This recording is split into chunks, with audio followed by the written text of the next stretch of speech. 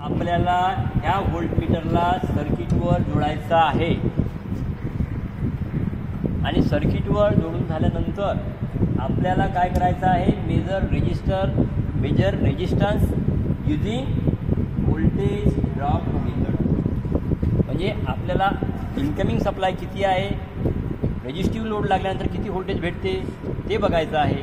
आणि दुसरी गोष्ट, व्होल्टेज बघितल्यानंतर आपल्याला समोर काय करायचं आहे, करंट पाहायचा आहे आणि त्याचा रेजिस्टन्स काढायचा आहे. ओके, रेजिस्टन्स कोणत्या फॉर्म्युला छान काढतो आपण, R इक्वल टू, चला समोर काढूया,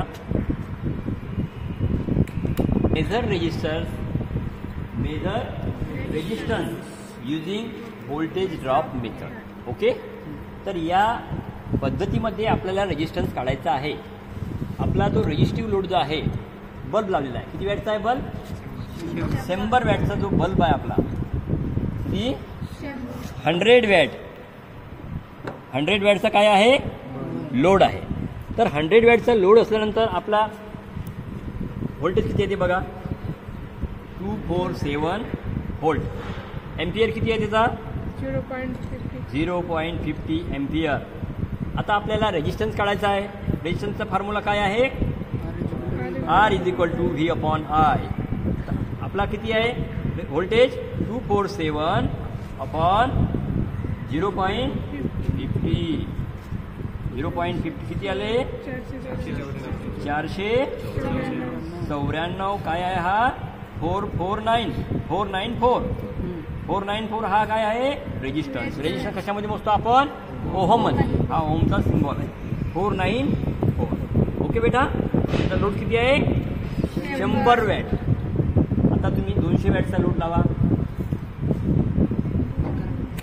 सर्वप्रथम सप्लाय पूर्ण बंद करून घ्यायचा. विद्यार्थी मित्रांनो, आपल्याला दुसरी रिडिंग या रेजिस्टन्सची अशी काढायची आहे. हे बघा, मी आता बरोबर व्यवस्थित चालू करतो. डायरेक्ट हात लावण्यापेक्षा आपण या इन्सुलेटरच्या सहाय्याने किंवा पेनच्या सहाय्याने सुरू केला सप्लाय, बरोबर आहे. जर आपला हे काय आहे, हे सर्व मीटर कशामध्ये आहेत, डिजिटमध्ये आहेत.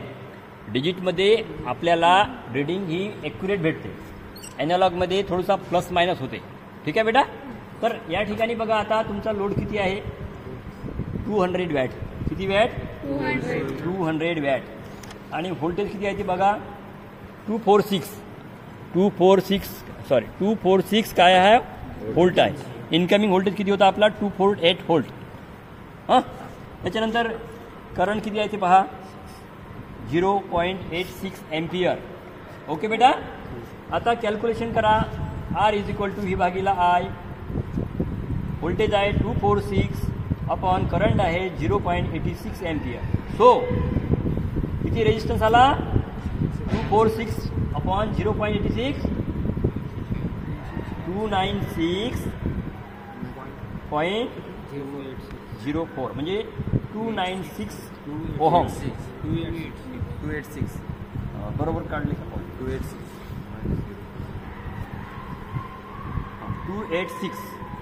286.04 म्हणजे 286 ओहम या 200 वॅट रेजिस्टिव्ह लोडचा आपल्याला काय आला, रेजिस्टन्स आला. ओके बेटा, अशा पद्धतीने आपण हा रेजिस्टन्स मोजला. आता दुसरी रिडिंग झाली. तिसरी रिडिंग घ्या.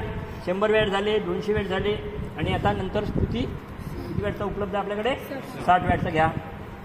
बरोबर दुरून सप्लाय बरोबर बंद करायचा, हात डायरेक्ट लावायचा नाही. आता आपण किती रेजिस्टिव्ह लोड आपला किती आहे, 60 वॅट आहे. तर 60 वॅट असताना आपला इन्कमिंग व्होल्टेज किती आहे लक्षात ठेवायचं केव्हा, 248 म्हणजे 248 व्होल्ट. आता किती आहे, 243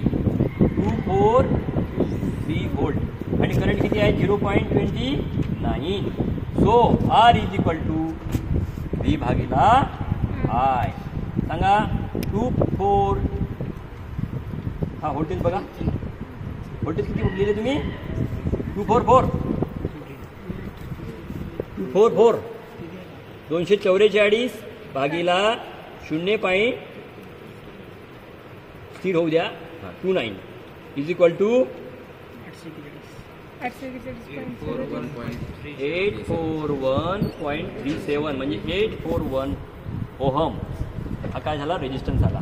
ओके बेटा, म्हणजे आपला या ठिकाणी रेजिस्टन्स मिळाला बरोबर फॉर्म्युल्याच्या माध्यमाने. सुरुवातीचा 494 ओहम, नंबर 2चा 286 ओहम, तिसराचा 841 ओहम. कोणत्या फॉर्म्युल्याच्या माध्यमाने? R = V/I. समजलं बेटा? ठीक आहे, गुड.